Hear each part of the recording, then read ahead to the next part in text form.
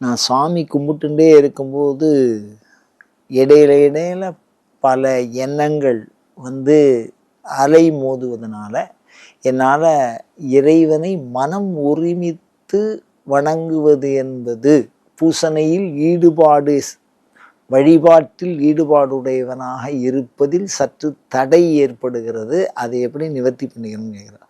அந்த தடையை ஜெயிச்சிட்டோம். மனமது செம்மையானால் மந்திரம் ஜபிக்க வேண்டாம்னு சொன்னான். செம்மையாகிறதுக்கு தான் வழிபாடே சொல்லியிருக்கா. அதனால் இடைப்பிற எண்ணங்கள் வருவது தவறு இல்லை. ஆனால் நம்ம செய்ய வேண்டிய விஷயம் என்ன அப்படின்னா, ஒரு நாளைக்கு 24 நிமிஷம் சுவாமி கும்பிடணும். ஒரு நாழி, அவ்வளோதான். பிரார்த்தனைக்குன்னு மனுஷன் இல்லறத்தில் இருக்கிறவா சாமி கும்பிடணும். சன்னியாசினா 24 மணி நேரம் சாமி கும்பிடணும். அவளுக்கு விதிமுறைகள்லாம் வேற.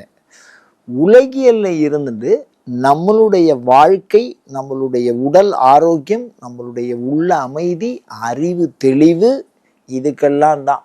அதாவது எப்படின்னு கேட்டிங்கன்னா, இந்த பிரார்த்தனைங்கிறது எப்படி இருக்கணும் அப்படின்னா, நம்ம வந்து படிக்கும்பொழுது 25% பிரார்த்தனை பண்ணணும். நம்ம இல்லறத்தில் இருக்கும்பொழுது 50% பிரார்த்தனை. கொஞ்சம் 60 வயசு ஆயிடுது அப்படின்னு சொன்னால் அவள்லாம் 75% பிரார்த்தனையில் ஈடுபடலாம்.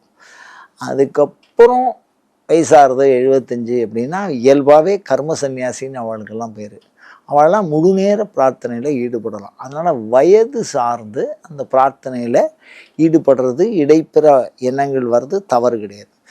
இன்னொரு விஷயம் என்னன்னு கேட்டிங்கன்னா, அது தானாகவே விலகி போகும். நாமளாக விளக்க முயற்சி பண்ணினா ஆப்போசிட் ஆகிடும். அதனால் வேறு எண்ணத்திலே ஒருமிப்பதனாலே ஒரு எண்ணம் தானாக விலகி செல்லும். அதை போக்குறது அப்படின்னு தள்ள வேண்டிய முயற்சியில் நம்ம ஈடுபட வேண்டாம்.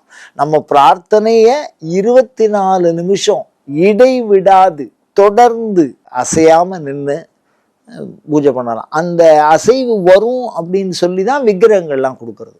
அபிஷேகம் பண்ணுங்கோ, பொட்டு போடுங்கோ, ஊதுவத்தியை காட்டுங்கோ, சூடம் காட்டுங்கோ அப்படின்னு எதையாவது ஒரு விதியை வந்து ஆகமம் விதிக்கிறது. அப்போ அதில் கவனம் போகும். அப்படி கவனம் போகும்போது பிற எண்ணம் அதிலிருந்து நீங்கும். அதனால் வழிபாட்டு முறைகளை எதையாவது ஒன்று கற்றுண்டு அதுவும் ஒரு 24 நிமிஷத்துக்குள்ளே முடிஞ்சு போயிடும். எந்த பூஜையாக இருந்தாலும் நம்ம வீட்டில் பண்ணுற பூஜை அது அப்படி வந்ததுன்னா இந்த மாதிரி எண்ணம் தானாகவே போகும்.